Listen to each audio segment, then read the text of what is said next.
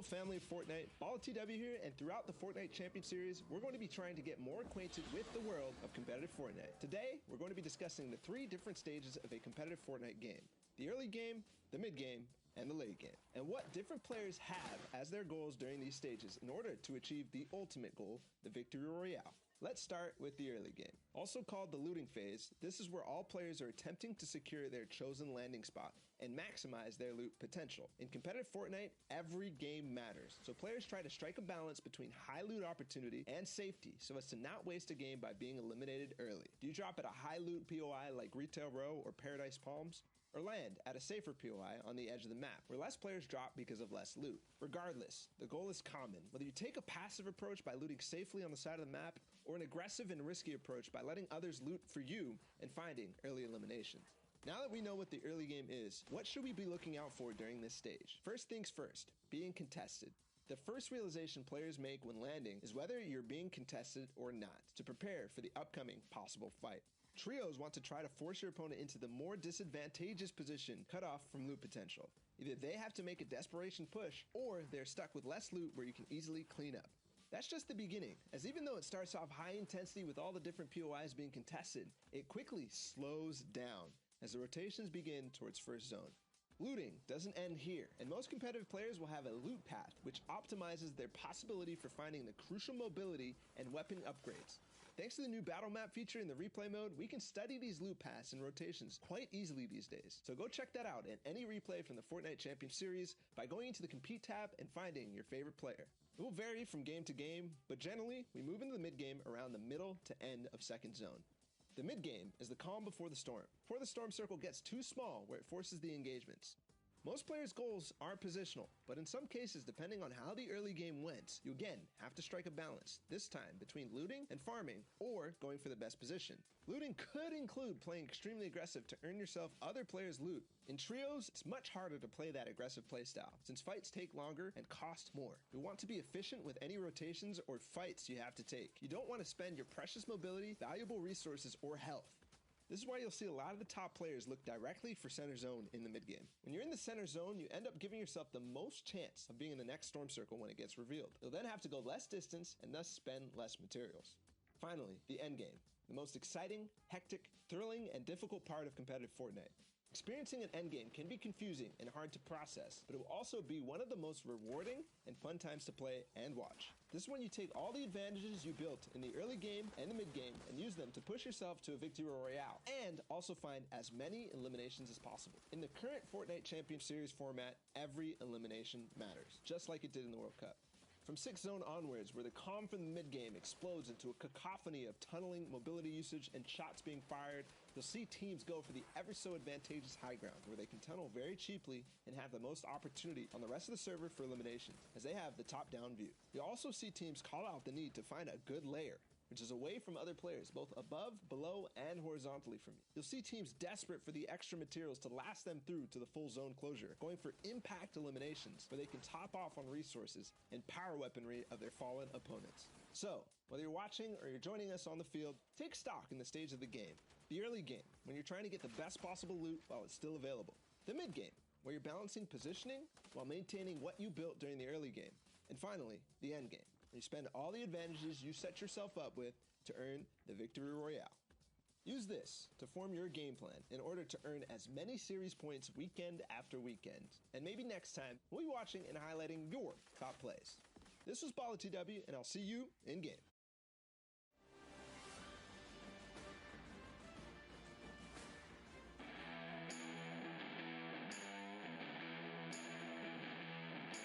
What's up everyone, Sundown here to bring you the latest installment of Plays of the Week. The final opportunity to qualify for the Fortnite Champion Series happened over the weekend, and a number of players were able to push their way to the top and make some spectacular plays. Let's dive in and see who popped off.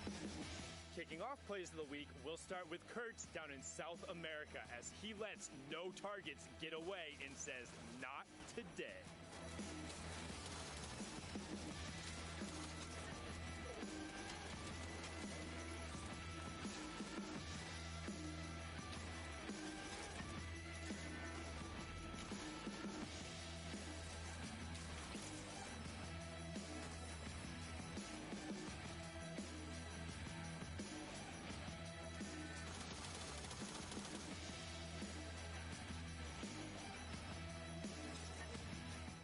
Staying down in South America, we're on board here with Nothing No Name, as he's able to pull off the hot feet flank and get the positional advantage to pick up a number of elims.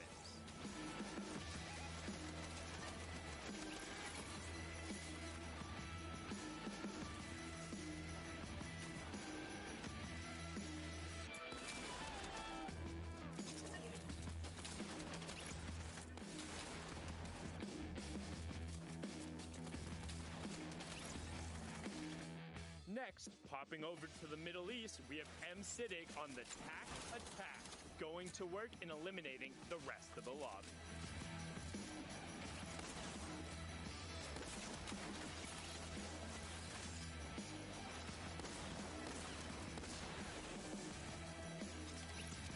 Now normally we say jumping on over, but this time we mean it quite literally, as 72 hours does the leapfrog to pick up an insane elimination.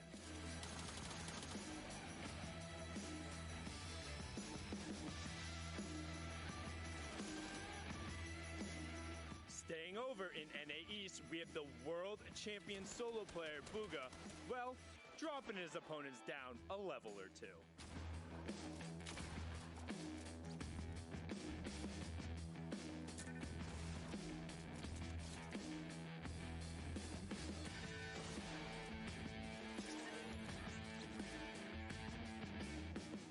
Over to Europe as we watch Fnatic Provoked get himself out of a tight situation and be the lone survivor to run the rest of the lobby.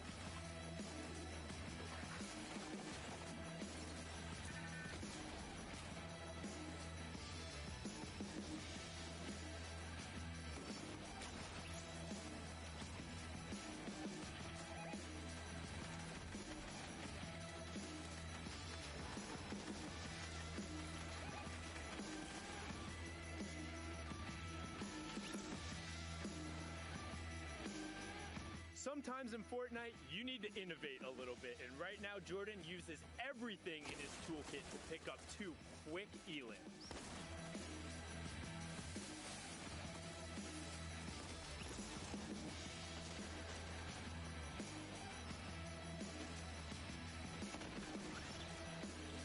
Hey West, is it a bird? Is it a plane? No, it's Rex getting his high ground shot out and going for a last-ditch effort to get everything he can.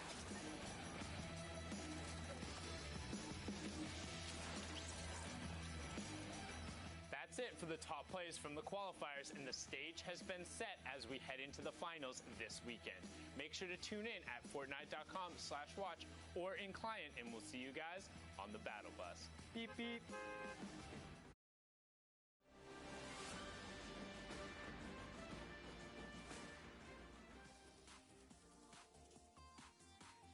Hey guys, Shio Wager here, and today we're going to be analyzing some of the biggest and most loot-heavy drop spots in the game. From everything to loot paths, timing, and fighting, the most crucial time that sets the tone of the rest of the game is the early game, and your drop spot. Top trios have developed ways to split up and attack each of their drops in their own special ways, and we're going to dive in and see some of the basics of each of these spots, as well as who's utilizing them to place high on the leaderboards. Retail Row is an old drop that returns with a new twist in Season X, with both obelisks offering high priority loot and cube monsters offering free shield and ammo drops. Getting control of this drop fast and early can put you at a huge advantage endgame, offering multiple options from increased launch pads, excess shields, diverse utility, and big hitting weapons from all ranges. This drop gets split down the middle halfway, separated into the block tops and the houses/residential side. Most of the time, looting and moving is faster at the block tops, and an increased elevation on height by default allows for an advantage to whichever trio lands there compared to those at the residential side of the drop. With 2 vending machines and multiple chests available too, the trio that controls block tops controls the entire engagement, usually being the ones to come out on top. Mongrel, Benji Fishy, and Mitro have adopted and trained at this drop over multiple weeks of the FNCS. From forcing early game fights on blacktop to coming in late for third parties from the residential side, they use every advantage depending on the type of situation they have to beat other trios and win week after week, leaving the whole lobby scared every time they thank the bus driver. Happy Hamlet has been the drop most competitive players envy, with most chest spawns and many vending machines to boot, having good options for rotations with ziplines and driftboards, as well as the option of excess loot to get snowside if you have zone. Winning this drop and having room to play is a player's dream come true. Playing this drop, however, is very difficult. Usually with 2 to 4 teams contesting you because of how abundant and plentiful loot is, you will always have an uphill fight to face and conquer quickly if you want an advantage heading into mid-game. Taking fights here is all about who engages first and who gets to third party, with most engagements ending quick, as many angles taken are vertical, making it a lot easier to hit headshots for that damage multiplier. Close range box fights are also very common, with less room for mistakes and instant eliminations on knocked players, keeping all opponents healthy off of Siphon. Eclipse, Mega, and Dubs land at Happy, usually preferring the north side of the drop, and although might have trouble making it out of early game in a few of their games, the loot they get when the drop ends up working out sets them up for exponentially more points in the end game, with lots of mobility, shields, and high rarity weapons to make big clutches with. Landing at powerful drop spots is a challenge that requires practice and teamwork to overcome. Being efficient with comms, having a plan, being prepped and ready, as well as adapting to anything you see on the glide are keys in being successful in the early parts of your game. Use that edge for a boost on the competition in endgame, securing good placement and elim points with your trio. And who knows, maybe you can be on the top of the leaderboards playing in the grand finals of the FNCS.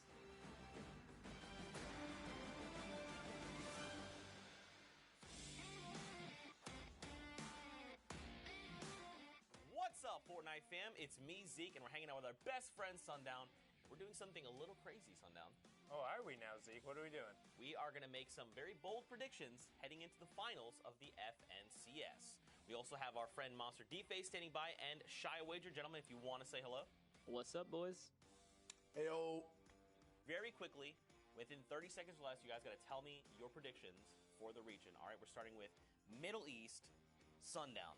Give me your prediction. So everyone else went with Fiesel, Kappa, and Klops. They won 4 of the 5 times, but I think them splitting their trios might have given them not enough practice. So my bet is going to go towards Flame, Prime, and Hunter. Expect to see them challenging towards the top, and can't leave out Fiesel, Klops, and Kappa as well. All right, Monster D-Face, OCE, go. Honestly, I'm gonna have to go with Geese, Slaya, and Skyla. And the main reason is because Parpy and his trio actually went to NA East, where you guys saw them dominate the region in week 4. So with that being said, I know the X2 twins are, kind of one of the fan faves coming up, but I think Geese, Slaya, and Skyla are really gonna give OCE a run for its money coming up. Now for Asia, coming back to you, Sundown, what are those predictions? So Asia, and I've been pretty adamant about this, how there's been about 5 to 10 teams who are consistently up top, but my pick is actually the WGS trio of Jag, Horde, and QLO. They played over in Europe for the World Cup. They've had the most amount of experience. I think that's what's going to allow them to win out.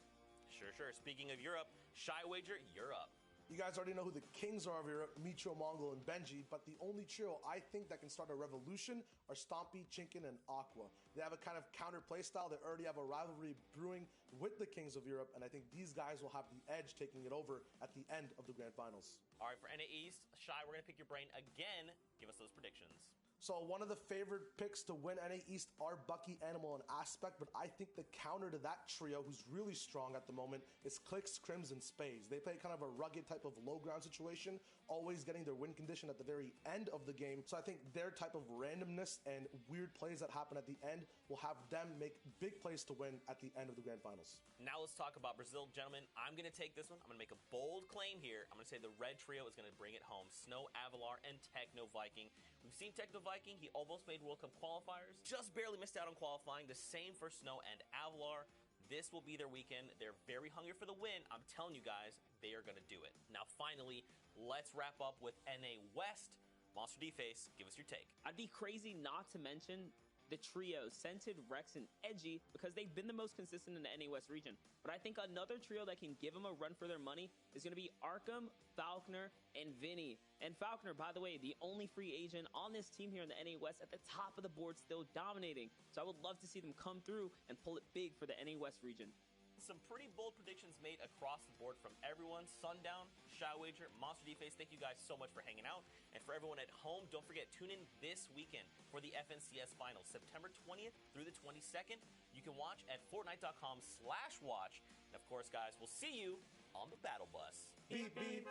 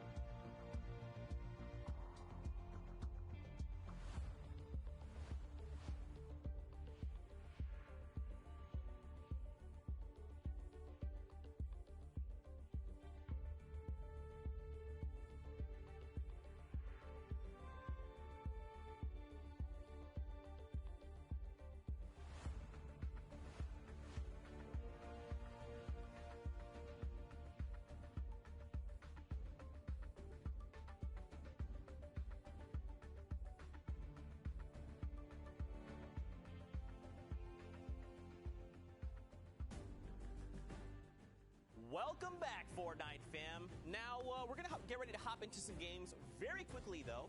Just wanted to remind you guys that Europe, the Heat 1 has been pushed to tomorrow at the same time as Heat number 4.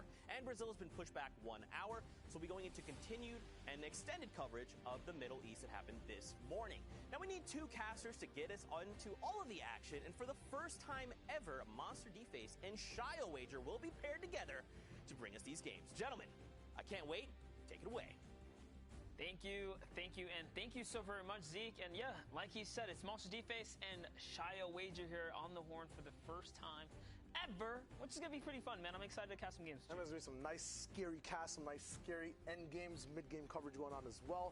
Going back to the Middle East is very interesting. I touched on what you and Lupo were touching on, the whole can they keep up internationally.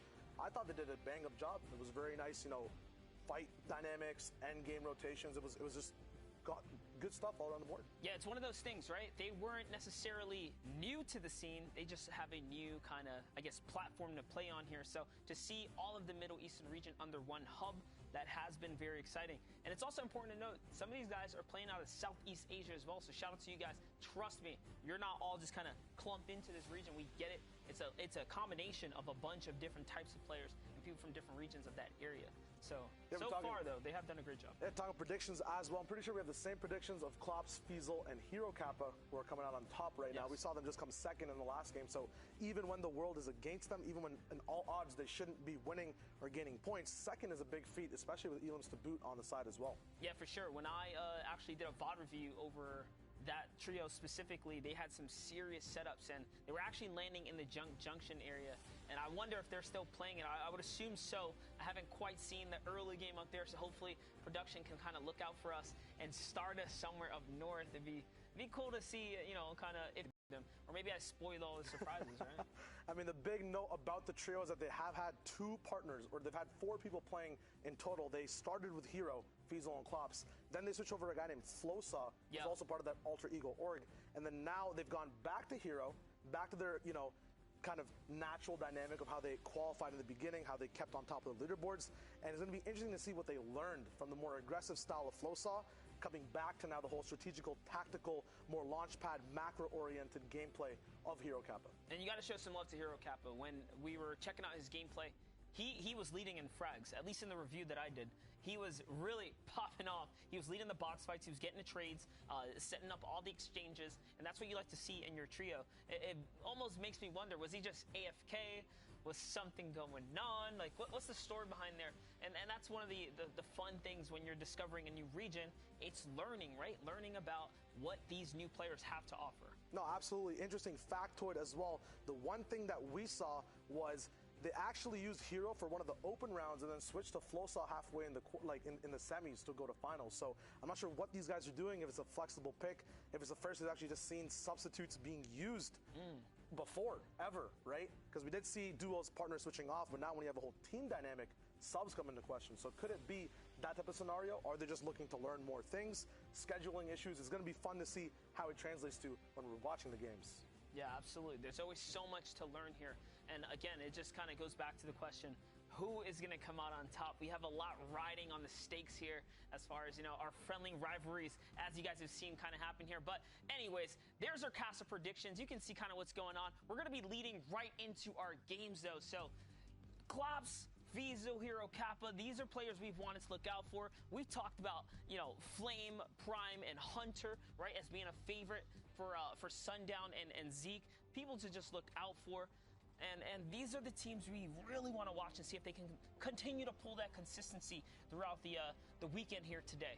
But here's our game. Here's our map.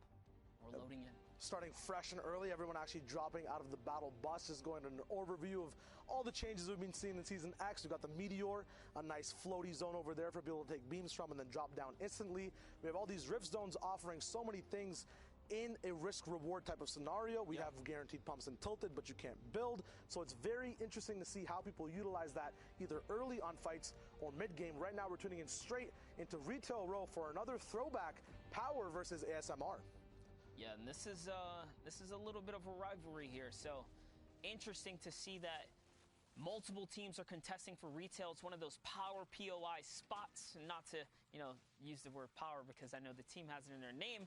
But we're here. This is the place you want to own. And don't forget, guys, we're tuning in with Middle East region from Heat 2 Game 4. So the action has been popping off all day long, and we're hopping right in. So this is the early taste of what is going to unfold here as our 32 teams are getting ready on the map. Yep, talking about Heat 2 Game 4, there are only 6 games of Heat. There are only 2 heats in the Middle East region. Yes. So this is the back half of games that were happening across the world from us. At the moment, though, we're going to be tuning into, looks like another team at retail as well, popping through. Looks like there's going to be an early Elam getting knocked down. This house in particular as well, the doghouse, kind of connecting the residential and blacktop site, is kind of the place you kind of fight for control. This is actually Greasy. We're in Greasy. I was going to interject, but you're kind of just on fire there. We actually hopped with another team. We're looking at Greasy here, so you guys know that taco time might happen at any given moment now. And the cool part about that is it starts to heal and regenerate health. And then at the same time, everyone's basically invincible. You cannot take damage during the time, but looks like, a little defense being played here by DS, Q, and DX, and he gets the exchange here, and that's why they're going to be able to successfully save Nijby. But again, the dancing happens, which by the way, it heals the down player. Oh, for real? Yes, so if you're down, your health comes back up. The only catch is if you're down in the storm, no one heals. And then at that point, it could be extremely detrimental. You don't want to go down during that time. But hey, if you're down, taco time can actually save you if you're on the other side. So pros and cons. One big thing about early and mid-game fights is utilizing down players as kind of, strategic forces in an actual fight, strategic places to actually pressure people to come out of their boxes, to kind of control the way they move. So if you get to a safe space, no more timers there anymore, right? The taco time will come back up. Hostage for a little bit, just kind of hold them up. Absolutely. Use that little bit of leverage to bait out a team, turn that into a winning situation for you, because one of the cons of going on offense is you expose yourself. You're out there, you're vulnerable, you're moving, you're typically not building. And in those situations, that's where you get traded shots. But here, we're looking at Retail Row. This is what we wanted to focus on. NM7, FHD, and Young specifically have been hitting some disgusting shots over the course of today. The heavy sniper we know to be a favorite on a few of these players. Most teams only run with one sniper. We've seen multiple players picking up snipers on this squad. Yeah, the biggest thing about the sniper as a power weapon, as a win condition type of weapon to make moves off of, when you have shockwaves, you can see right now in the inventory, right? Let's just take this example. You only have 2 chances to use that shock. You miss with a heavy snipe, depending on your heavy ammo count, which gets found in much bigger, varieties of 7, 13 ammo spread around the map. You have so many more opportunities to land that heavy sniper throughout any point in the game. It's more expendable, which means you can play off of it so much more frequently.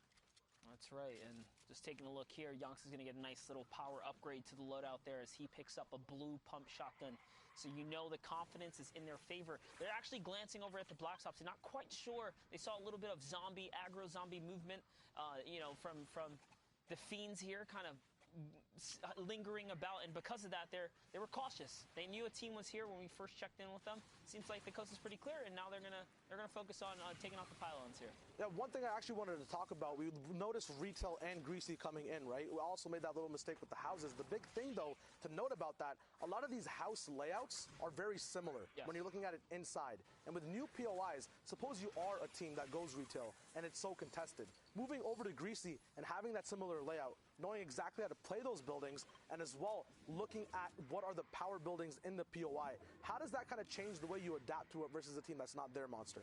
I mean, you absolutely need to know your layout. It's one of the perks of mastering a place and playing off a place for long periods of time. Now, let's just say if things were to just change and something new is to show up, that could be a big issue for some of the competitors. But hey, the best of the best adapt, and someone's going to figure out how to make it work, right? Absolutely. You get the experience of playing in Retail, apply it to Greasy. You might just get a whole new drop spot, right? Yeah, there's taco time. Hey, that's free shields. That's, as you said, the free utilization of having a knockdown teammate just staying alive. It's huge things you can play off of. We're going to be looking at a Polar Peak team right now. Also a very interesting POI that's been developed kind of in the meta game over this whole season. In the beginning, not many people wanted to land here, not seeing the actual potential of loot, as we did lose the big castle, but gained so much more map space and movement vertically around the map and actual sight lines towards Frosty, towards the cabins at the back, and even Happy Hamlet takes shots at people who are up here from Polar. Yeah, Polar Peak has always been one of those power spots to hold. You have this super high elevation. You have loads of rotation opportunity. And you can see here, it's been so long since we watched early game.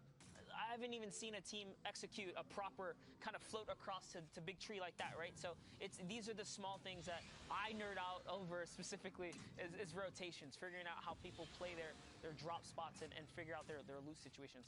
Something cool to note, guys, you actually don't take fall damage if you were to fall off a high place with the hoverboard. You've got all the factoids down, man. These guys, I play a lot of Fortnite. tips. Let's go, Monster. Just something to think about. So don't panic, guys. If you ever want to really make an aggressive dive and push, it's actually a perfect opener to come in on the hoverboard. You are exposed, but you can jump off at any elevation, any height. And if you fail, it's okay. You'll be all right. That's one thing you also pointed out on. It's actually Heat 1 Game 4 from the Middle East at the moment, Okay. Which is a whole new slew of players that we're going to be seeing because we were watching Heat 2 previously, so we'll see how this Heat panned out, how the end games kind of differ. Before we saw a lot of top-down shooting vertically, not many people challenging it late at all, a lot of miniguns, a lot of AR spam. Once that 7th zone kind of passed, it was free reign for those people on height. It's just about how many points can you efficiently accumulate. So now we'll see what are some of the other different type of win conditions endgame, Monster, that you've seen in Comp Fortnite. Hey, I mean, the name of the game is to earn points regardless. You see squads that like to execute zone 6 for high ground and then dominate, right? Put pressure down, dictate the pace of the game. You see other players that tend to kind of hold mid-ground tarp, hold down on shockwaves, and then make big moves towards the tail end, try and secure high ground, right? All of which are risk and reward plays. Personally, I think the scariest type of play style is going for height early. Those players that have the guts to go for zone 6 high ground, you're risking all of your material at the expense of going for elims, which aren't guaranteed to you, and then you're trying to control the pace of the battle, which again, some people struggle, right, in those situations, because if you don't do it properly, the server will turn on you, and now all of a sudden, you're losing. Yep, there's so many teams alive near the end of the game. There's always one that can sense the weakness on height. Oh, yeah. You're not double tarping anymore. Your metal switched to wood. Here's an opportunity. Where's the spam? You're not hitting me. So like, now it's time to fire back and set up those countermeasures. And that's one of the kind of tug of wars that these teams and trios face. But here we have Sidig, MS, Idij, and Rampage here, and looks like they are looking to battle here. So the team that we saw at Greasy here was already rotating out, and in comes the fire. So just exposing themselves, no fear at all, just fearless out in the open, using a little bit of ducking there, kind of trying to naturally avoid some shots here. The shield bubble comes down. Invoke is on a weird position here. And up he goes for the high ground right now, and that's a shockwave. He's going to leave his backside open. He's going to suffer all of his shield right there. It's going to be very painful. Now, one big thing to notice in this breakdown is on approach, Rampage, Sidig, and M-Sidig all together were doing a 2-1 breakdown at all times. They always made sure there was one person a little bit higher, kind of switching roles to make sure they had that 2-1 split. And you see it in this fight. It's two people on a wall on one opponent. Then you have the breakdown of one person supporting up top. Right now, Rampage is in the big fray of the fight. Not sure exactly where his teammates are, but you can presume if he's on a wall, there is a teammate there to respond. Kimmy responds to the bullets by going absolutely knocked down in that state and now going to be getting siphoned by his teammates. Now everyone grouping together. This is very good use of timing in the fight because when you're split, you do have a lot of pressure, but there's a lot of risk involved. Now coming back together, if someone tries to peek you, you have 3 people aiming in. It's very good use of splits and regrouping. Yeah, and something to learn from that battle, guys. If you notice how quickly it ended, is because they managed to just isolate. They isolated the player, they hunted him down, they forced him into a frenzy to build up for high ground, and that was the first pick. After that, the rest of the team just kind of fell in suit, trying to play catch-up to save their teammate. But we've seen a wonderful story of Minzu, Kinji, and Boxfighter Moon all day today. They had high ground. They took second place in the first game we watched, in a crazy turnaround and some shockwave plays that were made towards endgame. But we know they've been making it to the end, and they weren't on our radar previous to this. So to see Minzu, Kinji, and Boxfighter Moon here finally making a little stake of the claim for fame here on the Fortnite competitive scene is really nice. This is one of the awesome things about being able to check out these new regions and give people opportunity. No, absolutely. This is the breakthrough moment at the moment. We've seen them be really good early game in Happy, but now they have the worst possible zone rotating in. It looks like it's pulling all the way up to the right side of the map, so they will be having a mid-game fight. Very smart use of utility, making sure with Stinks you can actually track where your enemies are through that damage tick through the wall. Now you can see them actually responding after getting that first elim. This is what we're talking about earlier in the day. When you have a stink, it's not usually used to grief, but to gather info and then act upon afterwards. So now they're full body sending it straight into the box fight. As they're doing it, another 2 teams come up from the top. It's a huge mishmash at Grandma's house in the middle of the map. A lot of teams should be rotating through here. They might get even more action as Kinji goes down. That's what I want to talk about. It was the aggression, the fearlessness. Moon actually jumps into a 1v3 battle for high ground build. He held it down, but unfortunately Kinji's going to get traded out here as Minzu was in the low ground trying to figure things out. And now suddenly, because they didn't, pull back the reins and play patient here, they found themselves in another battle. But looks like these things are putting into great work as they catch another small pick there. And they managed to fend off everyone. So we'll see if they can get the reboot card, maybe pull out a clutch save at some point or another. But teams are in shambles here. Absolutely. You touched upon it earlier where, we're happy to see these early games. And, in comparison to all the late games we always see, it's dope to cast a huge early to end game. One big thing that applies to both early and end game. He's going in the zone, by the way. Is timing. And this is a big use of timing right here, right? We do have a minute 14 till the zone moves. You do want to pick your teammate up, but now you're messing with not just 1, but 2 resources. First of all, you're losing a lot of time and positioning on the zone, as well as HP pools coming in. You do have a lot of loot you did gain from the fight that these guys just had, and slurps to tick through, but the stuff you use early to pick yourself up, you will not be able to utilize in the end game. So time is shared across both early and end. It's both affected. We don't usually get to see it used at the end game, but every decision you make, maybe they wouldn't have had that mid-game fight if they were faster off their looting, right? So seeing exactly how they move across the map, how they utilize time, can actually get into where they are in the middle and end game of their gameplay. Yeah, so they sent one player out to go kind of, obviously get that revive, and then they stood, or they left Moon back behind to, be that presence on the build on the skeleton that remains of what the fight was, so that the team below, is cautious. They don't necessarily, want to move or get that freebie rotation out of there. So the whole team is back. Now they're able to reap some of the rewards here, the loot that remains, and suddenly they're all back in action here. Now with that launch pad there, they are going to be okay to get the rotation, but remember, he did catch a knock, so notice, they just want to go ahead and take a peek. See who's left here. What kind of loot can they still kind of grab up before it's time to go? And it's a short rotation, so they don't need the launch pad either. Looks like they are going to decide to probably go on foot here. Short rotation, definitely risky, though. There are 65 people alive right now in the circle. Placement is a long ways away. Looks like Zanzis might be the last person in the trio from this fighter. One of the trios trying to move in. We'll see if it's possible for him to actually sneak through on this launch pad. Very patient gameplay there. Hopefully he has heals to come in. But this is the big problem with missed timing and getting in the zone a little bit later than you want. Kinji getting absolutely lit up in the air, going to be launching down. Might have to use hard mats early on, which means he won't have them end game. Once again, you see these connections between early and end. Usually you don't get to see why people are in such positions, but these guys took fights. They have to respond with the appropriate materials, and now they're actually turning gears to the offense. I think they noticed this guy was solo right here on the left. They do have a beam opportunity on the launch pad. Hopefully they get it. A lot of trees in the way, though, Monster. This is very interesting to see how these guys are kind of moving around the map to get in the zone mid-game. Yeah, so far so good. Again, another little buff up to the loadout. When you get that minigun, suddenly now you have the means to put the pressure up. And TR Zanzis is going to fall there as they were relentless on the push. They hunt him down, they catch him down right there, and that's going to be a nice replenish for materials and loot of the sort. And they're big chilling right now. They have everything they need. Medium, light bullets. Mats are in a hurting because they're asking for attention from the server. But other than that, the points are accumulating. The steamroll is beginning here.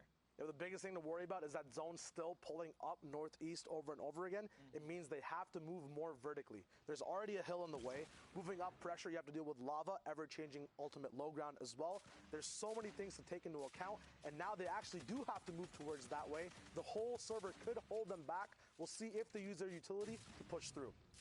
And here, back with this team, we saw them earlier before execute a nice isolation and pick like they're setting up their next siege here. You saw a couple shots trading out, and interesting middle, the ME region kind of surprising me here with how much they are using just everything in their arsenal to fully commit to these battles here. They're throwing stinkers, laying down fire, and then fully commit into rotations and box pushes here. So this is some aggressive play we're looking at, Shayo.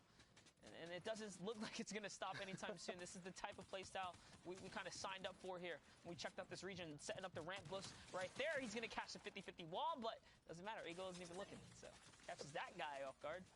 This little pick right there. I think the difference in this trio is that usually people look for weakness to apply stinks to. They make the map weak. They make other trios weak first. Then they're like, oh, okay, these guys are weak. We're pushing in. They know exactly what fight they want to take. They actually make fights happen rather than sitting back and waiting for them. Right now, looks like these guys have 4 elims together. They're still affecting trios left and right, either picking up strays or making trios have just stray teammates. We'll see how much of an influence they have on the rest of the game, because it looks like so far they've affected 5 different trios coming in from the bottom left side of the map. Yeah, Rampage actually took a lot of damage there, as does MSI Dig as well. And that's because the heavy sniper from the opponents nearby, they're just popping open those builds, following up with heavy AR fire. That's why they're able to, unfortunately, that's why they lost a lot of health here. But now having to expend all their heals, it kind of seems like it wasn't worth it. The teams they've taken out didn't really reap big rewards here. Now they're in a weird situation, scrambling for health and loot, but it's okay. We're approaching Zone 5. It'll reveal itself in just 15 seconds, and then they'll have to make a big decision of whether they get to stay and kind of plan up or, move out and use those shockwaves. The big thing about decisions is they're the easiest to make when you have a lot of options. Yep. The fact that they've ran out of all this utility, all these shields, limits their options. So now they have to play a certain type of way. They have to either find recyclable launch pads. Yes, they have the shockwaves, but then if they use them now, they lose the option as them for a win condition later in the game. So everything's kind of all on the plate now. They don't have any side dish available, no dessert coming up. It's one main course. They have to make sure it stays tasty. Hopefully they get in, and it's an easy coming from them all the way to the later parts of the zone where they can utilize whatever utility they have left. Yeah, and this is a long rotation here, guys. They actually did not look out. The zone is pushing further and further away. Lucky for them, you can see the server is proactive. They're moving first, which is good, because if everyone's on the move, it allows you to cut across the field. The team's up on high ground. Hopefully wouldn't have had their ARs loaded, but not the case here, as Rampage gets chipped right out. He gets taken down this no-fly zone here, and he lands right next to the team. He's unsure of what he wants to do. He's trying to stay close but not fall down to a layer where he cannot be saved. But it looks like that's it. That's it. This team split up. Rampage is out the game. Now it's just a duo that remains here. This MSI Dig and Sid Dig here, cooking up this minigun. This is a very precarious pressure point, so close to their opponents there. You can get punished in return with a shotgun. It's not going to be the case here, as they're just dictating the push here. Jib goes down. It's going to be a nice catch for them. He actually just finished that. It wasn't even his elim. So he's just trying to be really sneaky here. See if he can steal some of the rewards here from the down body. Little does he know, it's right over lava. It's probably not even retrievable. Yeah, man, one big contingency off of coming off of a launch and losing your shield. It's a very risky, very, very risky play, is going towards another trio. Yep. As you saw, they use another person's shield bubble because you attract all that heat. Maybe that trio doesn't want to deal with it. They're low on mats. They use their own resources, right? You turn 3-man's loot into 6-man's loot. The thing is, 3 of those people next to you are also not on your team. So as soon as they sense weakness, they turn right onto you. You saw that with Sadig here, who now has 6 HP, taking a whole minigun brawl from the trio that was closest to him, who was he was utilizing their shield bubble to kind of take protection from, but once that ran out, they knew exactly what was up. Now we're moving into that 6 circle off of half and half. 45 people left alive, 19 trios still there, 70 to go down for placement. Yeah, still a lot of trios left in the game here, and this is a really weird spot to battle, especially with the low health. You don't want to step in the lava. You can't really afford to, and the elevation is only going to rise here as they go up and over the volcanic mountain. This is one of the steepest points in the world of the Fortnite world. This is similar to the polar peak climb here. It's a very steep wall you have to get up and over, and if they don't move soon, they're going to be stuck with their backs against the wall here. But you know what? It's more important, exactly, to try and pick up some siphon here. So Sigil going down there is going to be huge. That's going to at least help Sidig get some health here if he can kind of hold out. A launch pad's going to be placed down in Upsy Daisy. Now into the next zone they go, and great tracking of his teammate here. That's actually a phenomenal job, even under the pressure and the circumstances that they found themselves in. Great job tunneling and finding his teammate. Yep, even off of height and mid-ground, you mentioned going through this weird zone that's very vertical. Height still has a tough job actually tarping in and making sure they can actually shoot down on people while they're moving around because they have to change exactly how high they are. That's why you saw these guys not get beamed exactly where they were. You have such a dynamic placing of all the mid-ground layers as well, going up and down, changing layers based off of natural low ground, because if you're too high, that's a threat, right? You want to be in the perfect position. Now they're using shockwave nades. The biggest thing about these, though, is when you're using them endgame, you do take a 10 tick every now and then.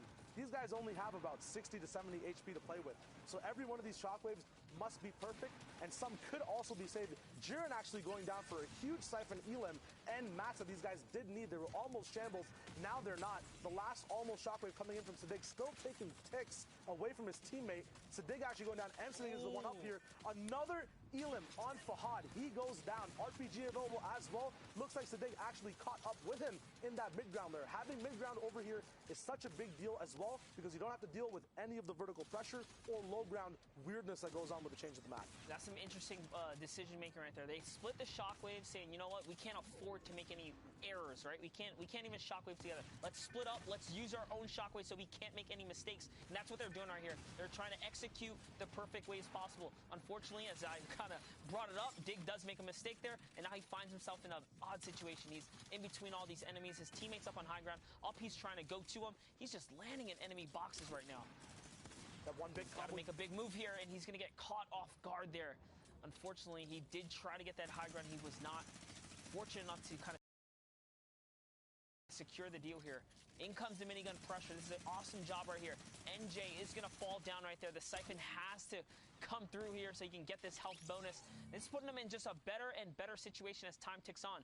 And it's looking like a solo right now. This is looking like a solo endgame here, if I'm not mistaken. Everyone representing and looking out for themselves here. There's a huge, heavy snipe shot right there. Dig's going to get really hurt. Can he trade out a shot? The zone's going to go out and finish him off here as Power finds that one right there. And it's MN7 versus this last player right here. There's only 2 players remaining, Shayo. Yep, it's game 4 in Heat 1, and the competition is getting hot. We have a big pump coming in. ASMR Spy goes down. The Power ASMR rivalry finally ends in the end game. It's now a 1v1 to see who gets those final 4 points, 3 of placement, 1 for the Elim. Nice, big, easy, fast peaks coming down from NM7. Full Lotta available. He does have that pump or shotgun delay since he has 2 tacks in. Will it make a difference? Almost not even out of mats at all. A nice 180 tack shot from height. Takes down DSQ and D for those big points in. Power is still on top. They can't be stopped right now. Huge game from them. That was wonderfully done for NM7. And with that, we're going to head over to the floor with Sundown to give us a nice little recap. Thank you so much, gentlemen. And we see the Middle East has been heating up in the action that occurred this morning. Honestly, I'm a big fan. I love watching it, watching the early games and the mid game, the discipline when the team goes, but also the little bit of chaos and kind of like fanaticism that happens in the end games when all of a sudden, just as Monster said, it turned into a solo game right there at the end. But let's dive in and see some of the plays that were made in the past game. And first, we're going to hop on board with Toggle. His positional awareness and the fact that he's able to turn towards the rest of the storm and lay down these rifle shots means he's going to find a number of elims here. And you can see the rest of his team has been down. It's a tale of people making individual strong efforts in the end game. We kind of talked about it before, how they stick very close together in the mid and early game, but we've seen now over and over again, teams aren't necessarily able to keep that discipline when it starts getting hectic and all of these fights are going down. Players start dropping all over the place. Right now, Adam ZK able to find a number of picks using the minigun and the edits to get pressure, but unfortunately isn't clean enough to pick them up without taking back damage. Now you can see Adam is in shambles, so W Horse is trying to play the protector role, but they're in fights on the back of the storm, and this is where it starts to break down. Despite getting the Siphon, everyone on their team needs to now regroup, and boom, we flip back over. W Horse, whole team is eliminated, was able to pick up a number of elims. 5 players left, 4 trios in the match. Power and Ebb from the low ground is able to pick up 2 elims in a row and then maintain his positioning through discipline and then close out in the 1v1, giving him a huge boost. And these clutch factors is what's going to lift these players up, particularly as we head into the grand final tomorrow. I mean, it has just been incredible watching the action so far and getting to see these guys really develop and continue on. And I just want to see what else happens going forward. We're going to throw it back into game with Showager and Monster. Gentlemen, take it away. Thank you, Sundown. And yep, the action has been real here, Shayo. That was an exciting last game there. You saw for a second. Hey, Sundown, pretty face. We saw for a second there, couple classic jump shotgun plays, kind of keeping that high ground, kept it real textbook. There was that was his game to lose, if anything. And having the mass to close out must be real good for the power. Trio has been showing up this weekend. It's always dope to see a kind of mid-ground team hiding out and coming up off the top. The coolest thing to see is the journey from early to end of all the trios coming in and how the decisions they made earlier affected their end game in total at the end. Now we're going to see everyone dropping out of the battle bus. Talk about the breakdown, Monster. Yep, here we are, guys. Middle East, Heat 1, Game 5 is underway, and we have a really odd split here. It's a southern cut on the bus, which makes it any teams in the northwest side are going to have a rough time cutting across that field. By the time they touch down, the zone is just about can really cut away from your loot timing and your battle positioning period. So you can see anyone that plays those southern areas has got that touchdown first. They're already getting to looting here. Yeah, we're going to tune in right back with Dennis, Mev, and Namfu. We saw them have an amazing performance early on in the day. We're now Heat 1, Game 5, one game away from the final game of the Heat, kind of dictating who is in that top 16 scenario. At Sunny Steps right now, uncontested. One big thing about this POI you want to have at all times is the actual POI uncontested. There's not that much loot to kind of split off on trios. It's a very easy game or an easy place on the map to disengage from. So if you have two trios contesting Sunny and then one dips off, you leave both of you guys pretty much in a very shambles position. So it's very good right now. They have a lot to loot, and they have a lot of the jungle available around them to have some of that, spread out sparse loot on the map. Yeah, and one of the things about fighting within these pyramid structures, building's weird. Going outside the building to build on the pyramid itself is weird. Mats are kind of scarce, right? Even with the bonus farm format, when you hit stuff during in these arena settings, yeah, you gain a little more material, but you don't really gain much from these stone structures. So battling here in early game is a scary thing, especially if you don't get the loadout of choice. So for them to have it clear as day right here, it's pretty nice. Very dope advantage they can see kind of pushing off into mid-game. One big thing about having free early POIs as well, we talked about it earlier, options. They have so many options of what they want their actual loadout to look like. A lot of the time if a fight happens, you don't get to see a lot of the loot early. You kind of have to move on because zone's catching up. Right now, they basically have an entire buffet available, and they get to pick every single thing they want to eat. It's amazing. We have stinks, medkits, minis available. Now tuning in to H-Man up in Greasy Grove. Big Elim's coming through, two back-to-back, setting these guys up. No taco time to stop the mid-game fight either. These guys are going to be moving through, have all the shield available, and the whole POI free. Yeah, just like that. You wrap that team up real quick. You saw a little bit of taunting coming out there from H-Man. Dampton a little premature before the taco time. It's okay. He's got to get his groove on somewhere or another. He's probably going to make it to his Instagram before the day's up. Here, let's take a look at the loadouts. The loadouts pretty rough. Just a shotgun, couple shields. Okay. Be able to grab some of the spores of war here. Now we're talking. Now he's looking like a real Fortnite gamer here. He's got something to work with here in the game today. Opting to farm up this metal. It's very nice. Going to set him up for success.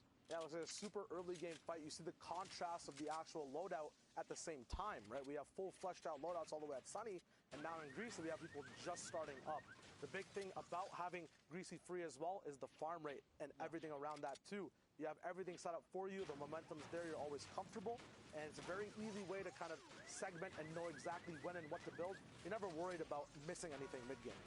And also remember, ladies and gentlemen, Storm Surge is active. So honestly, you kind of want players to land on you at your POI. I know in a perfect world, you beat Storm Surge and you get a whole zone to yourself. But in the real world, in the real Fortnite world, usually doesn't really work out like that. You want those free picks, those early picks. You want your enemies to, botch their landing, not get the shotgun, pump them, catch them easy freebies. So getting those early game fights can be beneficial, especially if you, master your craft. I think early game is one of the hardest, times, or one of the hardest Fortnite things to master, really, I should say. And a lot of teams struggle. There are some players that can pop off in a lot of situations, but they can't really get their gears rolling They tend to struggle in early game. Yeah, with few mats available early, since you don't obviously farm out unless you find a llama, and so many spots and natural cover to move around, it's very unpredictable, right? And the comp player's worst nightmare is kind of being in a fight in an unpredictable scenario. You have to kind of react to what's on your screen. If you have more than one person focusing you down, that's even worse for you, right? You're always back against the wall. You want to have everything available for you. You want to have some room.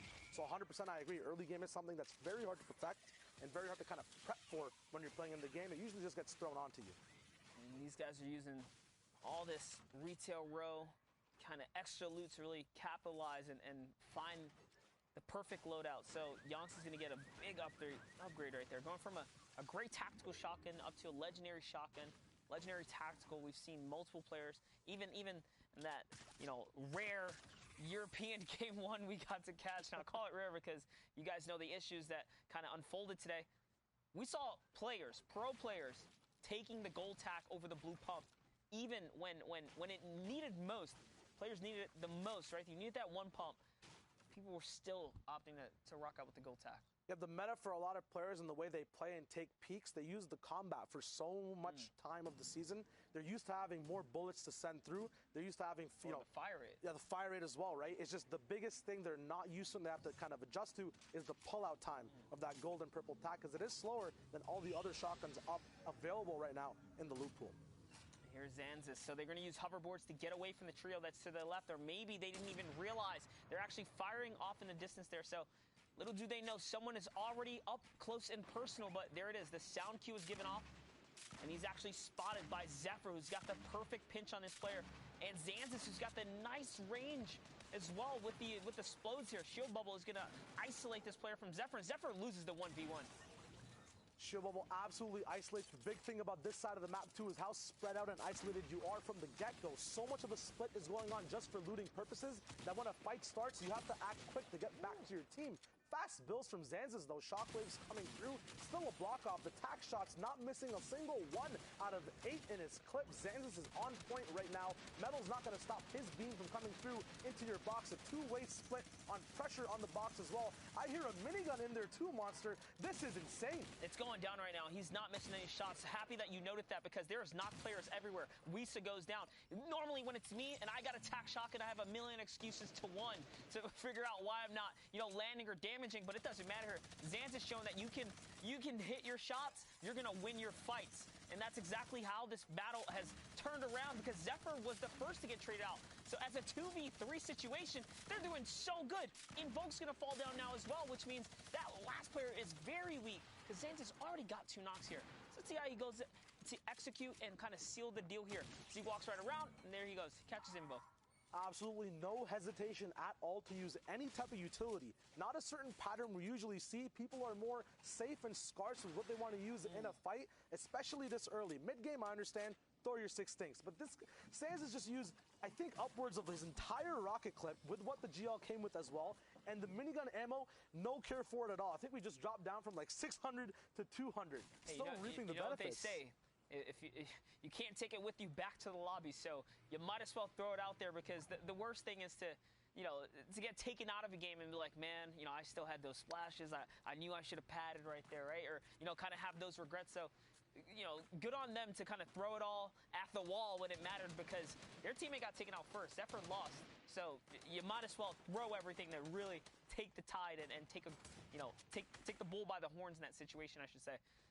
But taking a look at the other side of the map, we have Eska, Toggle, Seagull on the run here from a team behind them. They put some pressure on squads kind of floating around, launch padding above.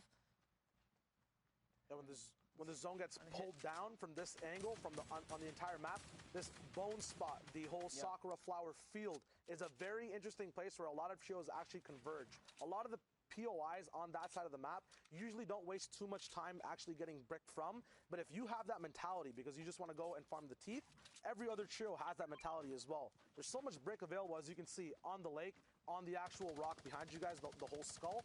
But the big issue is if every trio is thinking that way, this is what ends up happening. A huge fight that blows out, stinks being thrown, a lot of utility being used, including defensive utility like campfires and bubble shields, will have a lot of engagements that you probably don't want to take just because you're on the same page as some other trios in the early game.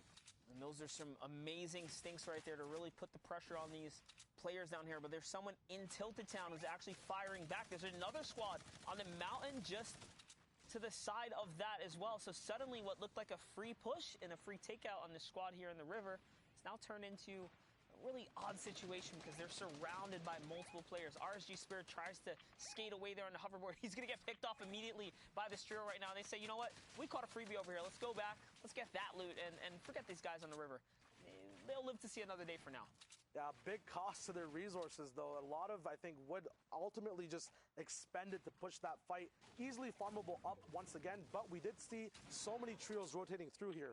Will there actually be much left at the moment, or will they have to get it on the fly moving forward as well? These guys seem to not stop. It just toggles on 24/7. Fights are on all the time. Not sure why there's just it's a two-box kind of defensive base right now, but the less boxes you have, the more opportunity for a big pop-off moment. Spirit getting released all the way to that knockdown state. It's a box wall-to-wall fight right now. It's going to be that 50-50 engagement. Big Elim coming out of Toggle.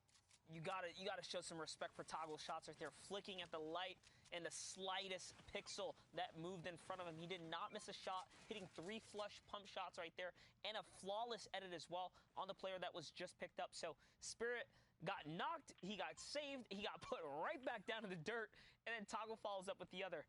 Now hopping on over to Shifty Shafts. Looks like we have, so we saw Sid dig, we saw MSI dig, and Rampage have a great last game. They're just outside of the Shifty here, and there's another trio nearby. Amazing. We're going to be looking at Shifty now, one big place to actually get reformable mats in. The biggest part about this, you talk about the whole skull earlier for Brick. A lot of teams do rotate the Shifty for that metal, as once again, on this kind of middle side of the map, especially coming out of Tilted Town, yes, you have an increased plethora of mats available from chests, but to knock off and top off all your metal, you do have to rotate and find a lot with other trios as well. So a dope pattern we're seeing in this mid game is a lot of Middle Eastern trios on the same page, moving forward, backwards, and all around the map, knowing the exact power, POI, and farm spots mid game as well, as we see a care package coming down from the top.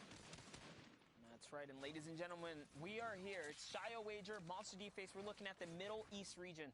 We're taking a look at these heats, these games that are unfolding here. A region that we have not covered much of. This is actually...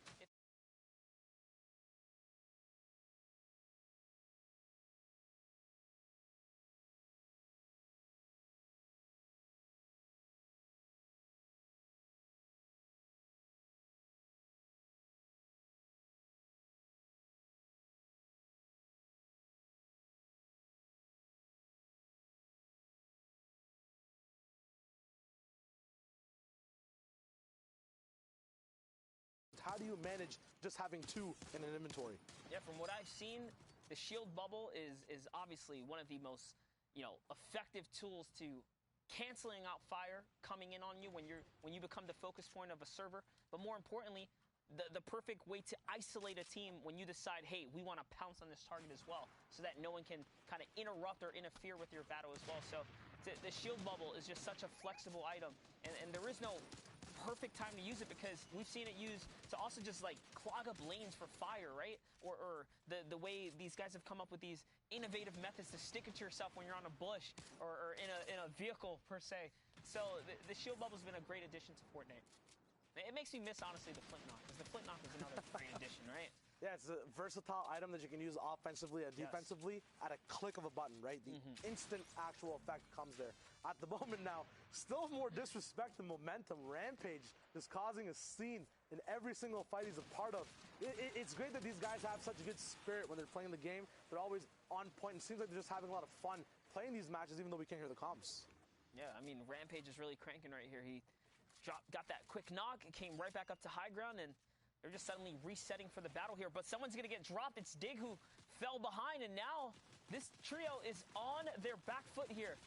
As someone is looking to dive on them, we're not quite sure who it is that's pressuring them right now, but the fire is coming in from all types of ways. Out comes the poison. Okay, so it's VND and their crew up top on the high ground, really just putting pressure in. Storm keeping them out here. They do manage to get that revive off, and that's one of the perks of trio, right? Trio competitions. One player can save, one can play defense, and we see this executed time and time again. It's not like that in any other game mode, only in trios. There's so many things as well as just being part of trios. You have that whole 5 more items you can carry as well. You have a whole new role. I remember Bala saying that, you know, when chunk splashes were being introduced and trios were like a concept game mode, you could have just a role of an actual healer in the game. And we see that, you know, the clutch player is usually the one that carries the shockwaves and the RPGs. The support player is usually the one carrying those long-range chunk splashes, the brute force kind of pick-me-up items of the trio, whether it's med kits or extra shields. So it's dope to see that when you have more player slots available, you can dive deep into these roles in your trio. All right, so this trio here, sitting on the riverbed in a really odd spot. You never want to be in this low ground underneath the mountain at the mercy of all the teams around you. They do have a launch pad, though, and they have a long rotation to make here, so looks like they say, you know what, if we go in the air, we're probably going to get hit out the sky. Let's try our best, right? Go on foot. Try our luck here. They attempted a freebie rotation, and Dig gets punished with a big sniper shot, but it's okay. He's going to be able to heal up and bounce back, and you know, it was worth it, I guess. They got close enough. They made it to the zone. They didn't really expend all their materials, right? The best of the best teams know how to rotate for free, if you want to call it that, and take the risk to get to where they need to be without wasting material. Yep, one thing, the kind of relationship towards mid-game and end-game rotations in terms of the resources you have, I think, are materials versus shields. Yeah. So if you have more shields, you can take the risk to take and get shots to your HP pool to save those mats, drink those shields up, and then just go for Siphon endgame, because it's a lot easier to get it there than to do a big mid-game fight. And me saying that, though, look at this setup. Look at this looks setup. like Rampage goes underneath their build there, looking for the knockdown to see if they can, you know, sweep someone out from underneath their base. They just are not slowing down the momentum from one place to another. They're bringing the battle to anyone nearby. They're hungry to capitalize on the resources and materials here. That was a heavy sniper right there. You have 2 players holding down the turbo build, trying to see if they can, you know, keep control of the wall there. Dig makes the reload on the heavy snipe, so any bust, he can make any wall bust that he wants right now. There it is. He opens up another, takes that one right there, makes a quick edit. Can he connect with the shot? He does. He catches one player, but eats a explode from a grenade launcher from somewhere nearby. The Siphon comes in, though, keeping him healthy. He's going to keep going forward. One decision he made there is not to put that stair in, but to get the damage off first, which proved good for him. At the same time, he did take a shotgun shot back, as well as an explosive, since he didn't own the stair, and it did get edited the moment that explode came in. Now we're switching back over to defense. They did get a few mats off that Siphon, his teammates at least. Now he has enough time to actually take over this whole base. They fill up their loaded slots as well with more things such as shockwaves and a minigun potentially if they want to take it through as well. And they'll top off on the shields they used when they actually rotated in using them instead of the mats. We talked about that earlier as well. Yeah, now looking to retreat back to the metal carcass that they left behind. Remember, metal takes, you know, multiple shots of explodes to kind of break open. They actually find a trio nearby. It's going to be a huge pump shot from 104 now, and they're using the side pinch here.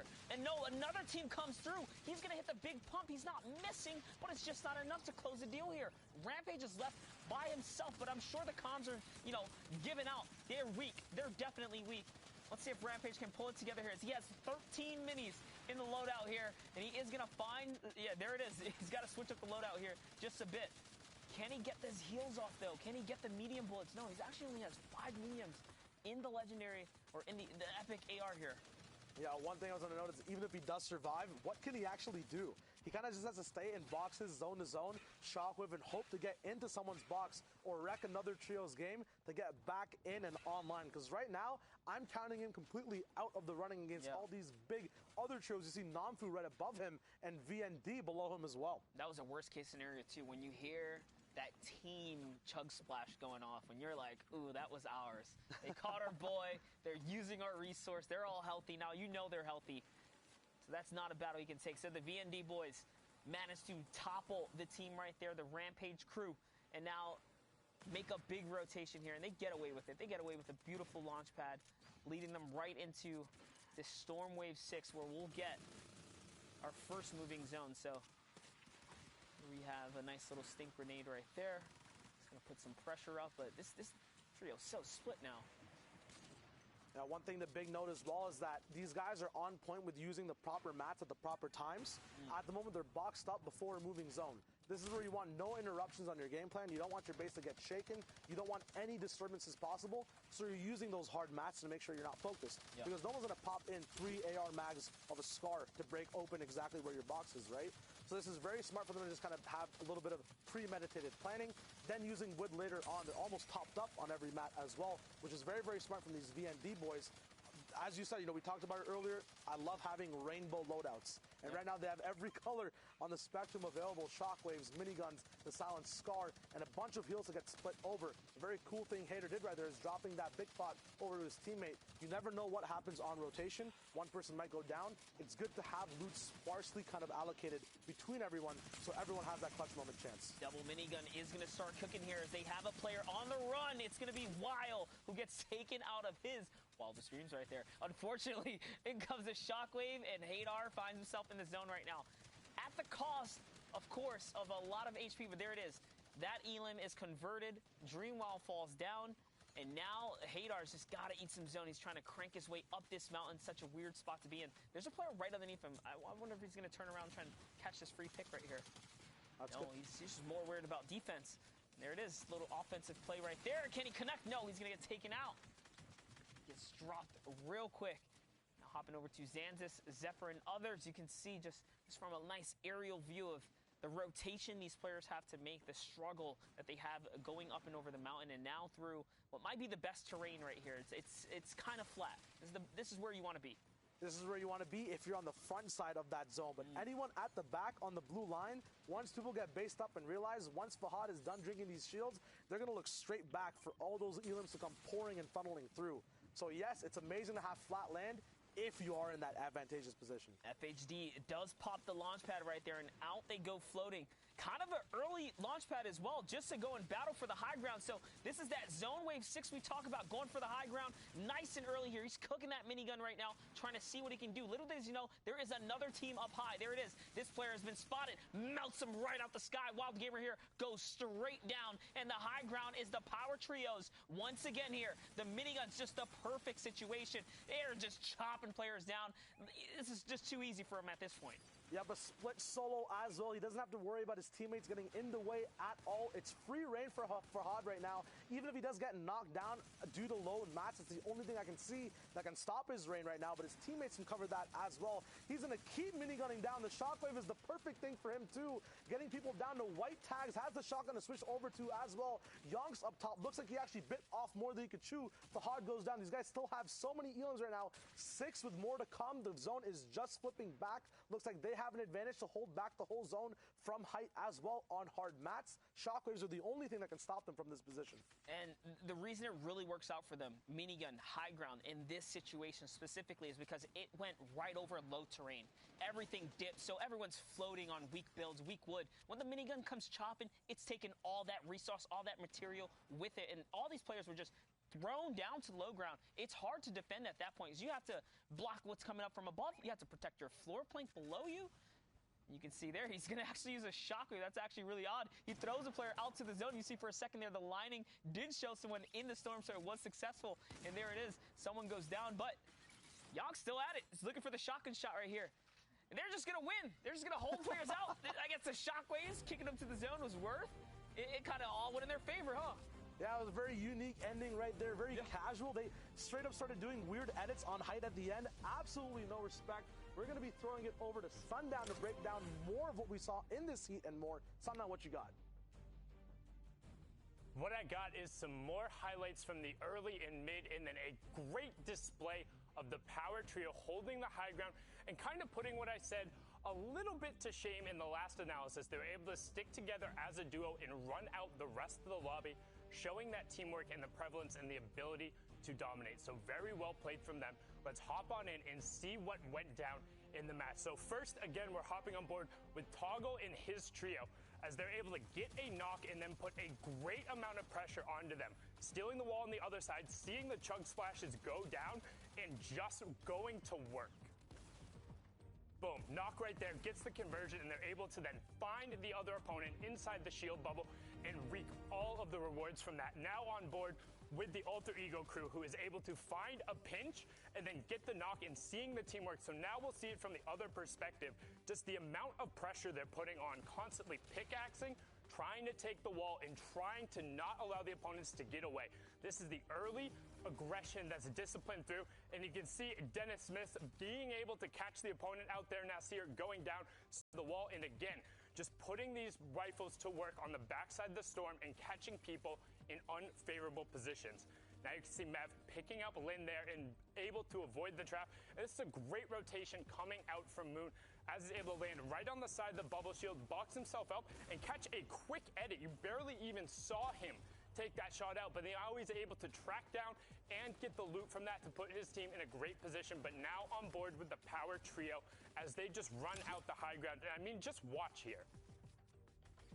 Like, his ability to track Jiren there, constantly checking his angles, and they were, again, never threatened. We talk about high ground control and being able to work top down and converting it into eliminations. There was a reason these guys were on top in this heat, and it was their ability to execute and finish in the end games. That is back-to-back victory royales running out from the power trio.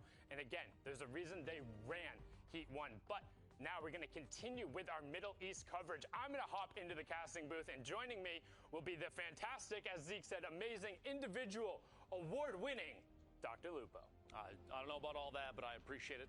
Thank you, Sundown. We have one game left from Heat 1 in the Middle East, and man, it is coming down to the wire. A lot of really crazy plays, and you were taking a look at everything that we've seen thus far from that last match. The pace at which these players are playing, I think, we've said it before. A number of us have mentioned it. Now that the Middle East has a more localized server to connect to, the level of play is really showing that even they can keep up. So going into potentially the next World Cup, if that's something that's in the future for them, it's going to be interesting to see yet another player base added to the pool of players that play for that. So. I know, I enjoyed a lot seeing players coming out from India, Saudi Arabia, from Southeast Asia. They're all over the place, but the games are ready, so let's hop onto the battle bus and drop on in to continue our coverage of the Middle East. And again, apologies in terms of those who wanted to watch the European action. We're intending on watching that. Heat 1 did get moved to tomorrow during the same time as Heat 4, but I will also say I've really enjoyed getting an extended look. It's not a lot of times. I know during the World Cup coverage we did go back and watch some of the Asia and Oceania replays, but we don't often get to do a deep dive into some of these other regions. So I'm really enjoying it as someone who tends to go back and watch a lot of the server replays just on my own. Getting to explain this and kind of show off these gameplay, it's really enjoyable to me. Believe me, I understand people want to see their favorites and things like that, and we will get to all those players, time permitting. You have to realize, though, this being Middle East's first opportunity to play in a competitive event like this, it is big for everybody involved. And if you see in the top left right away, Klops and Fiesel full elimed off the bat. And that was the thing I talked about. They did end up making it through to the grand final tomorrow, but they struggled a little bit, to be honest. Everyone, again, I was the only one who picked against them, but I will say it's still not tomorrow yet. They're there, which is all that ends up mattering, but they didn't seem anywhere near as dominant as they were before, and you can tell right off the bat, them getting contested game in and game out, that's the second time we've seen them be the first trio eliminated from a match. One at a time here at Kid Falcon. Spammy and Mad Clown picking up a set of eliminations on this trio. One after another, they fall, and we're at 3 points already. 16 total for this team.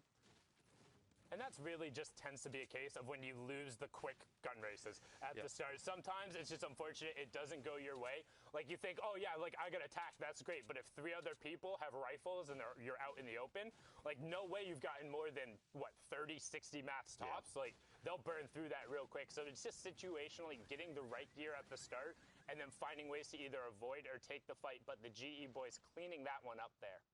Good pickup here, too. They own the remainder of Shifty Shafts. Meanwhile, up on top of the floating island, Aga, Igami, is hanging out, farming through everything that they can up here. Not easy to jump off just yet, although it is a slightly... It's a tough spot, I'm just going to say, because they're up above the block, so you have a chance to take shots down and contest one of the most competitive drop spots typically, because the way that the block is designed, it's player-based, so from time to time, when it changes, it's almost a toss-up whether or not it's going to be good or bad. And right now, a number of teams across, I think, every region are planning on dropping block. I've seen things on Twitter, even going so far as DMs to say, hey, you dropping block, and admitting very clearly that it's going to be a contested drop for some of the more competitive players. So up here on top of the floating island, they have a chance to look down from above and take some shots. I don't think it's going to happen, though, because you don't want to give away your position. Even early game, if you ask to get shot at by doing so, it's going to cause a problem. They do have a mech here, low light, bouncing around. Yaga might jump in with and continue this rotation. The third player still up on top of the block. Yagami's still up there. They have the tornado into the block. They have an opportunity to rotate off of that. It's basically a free launch pad. Nope, pressure time it is. Engaging and pushing forward. Rockets out from the mech. The Brute, 2 trios inside here at the block. It would not surprise me if all 6 of these players, given the chance, just turn and beam this thing into the ground. Yeah, I mean, generally what you see in the trios format in particular, and even in solos, if there's a mech in play, everyone's like, no, you don't get that advantage. Needs to go right now. But right out away, you can see that's 2 different 50 shield tags going through, and they're getting aggro, even getting close enough to try and get some stomps, and the shotgun damage is ours gets picked up by that, and that is just a